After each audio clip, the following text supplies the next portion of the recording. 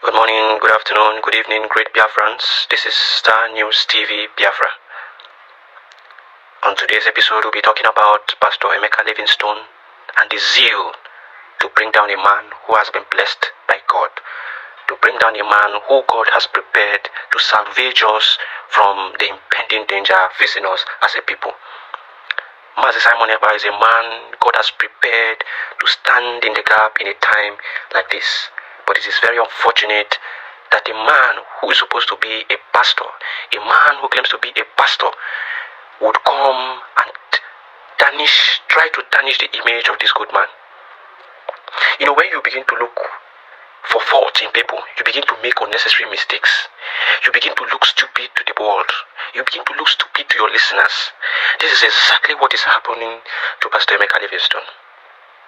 Now, Biafrans, recall that there was a time this Arise News TV London presenter or journalist came to interview Mazi Simon Ekpa in his home in Finland. And he asked a question: who is funding your organization? And by funding your organization, what it means is who is funding IPOB, Autopilot. And Mazi Simon Ekpa said, the Biafra people are funding my organization. But in a bid to bring down Simon Ekpa, in a bid to find fault in Simon Ekpa, Pastor Emeka Livingstone went online to say that Mazi Simon Ekpa said that the Biafra people are sustaining him, that the Biafra people are the one responsible for taking care of him. Indirectly means that he is being paid by the Biafran people. That means he wants to now justify their claim. He wants to now justify their accusation on Mazi Simon Ekpa that he is misappropriating or embezzling IPOB's money. Now, when you look at this, it is disgusting. It is disgusting that a man of this class, a man I thought is a man of good quality, a man that should be listened to, would come out and make such unfounded assertions. A man that used to be very reasonable will come out and not look deep into what he's saying. It is very unbelievable. It is preposterous, my people. It is preposterous and outrageous, unacceptable to sound minds. Very, very unacceptable to sound minds. You are leading an organization, and the Biafra people are funding that organization by the reason of fundraising which is held every month. And the journalist comes to ask you, who is funding your organization? And you made mention of the Biafra people and said, the Biafra people fund my organization, which is IPOB, Autopilot. And you said Simon should have said he has a business, he runs this. Is he funding IPOB with his business? Is he funding the Biafra struggle with his sole money, personally? He is funding IPOB and carrying out all the activities of IPOB with the Biafran's money. It is the Biafra people that fund the organization.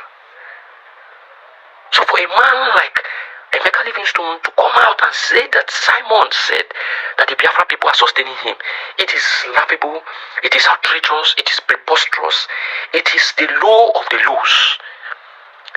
This is disgusting. Just in a bid to bring down a man that God has blessed. Just in a bid to fight a man that God has blessed. This is shameful. This is shame. I'm completely ashamed of Pastor Livingstone. Completely ashamed of Pastor Livingstone. Because I never expected such to come from him. I never expected such. If he were in the shoes of Mazi Simon Ekpa, what would be his answer to that question?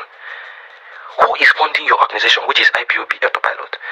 And you will open your mouth to say that you have your business, use your business money to fund IPOB Autopilot. Is that what you expect Simon to say?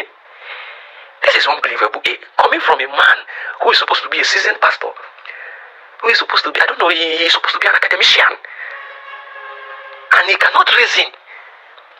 A man who has passed through the four walls of the university, a man who has gained very reputable, wisdom, knowledge, and education. This is the least I expect from him. At least I expect understanding.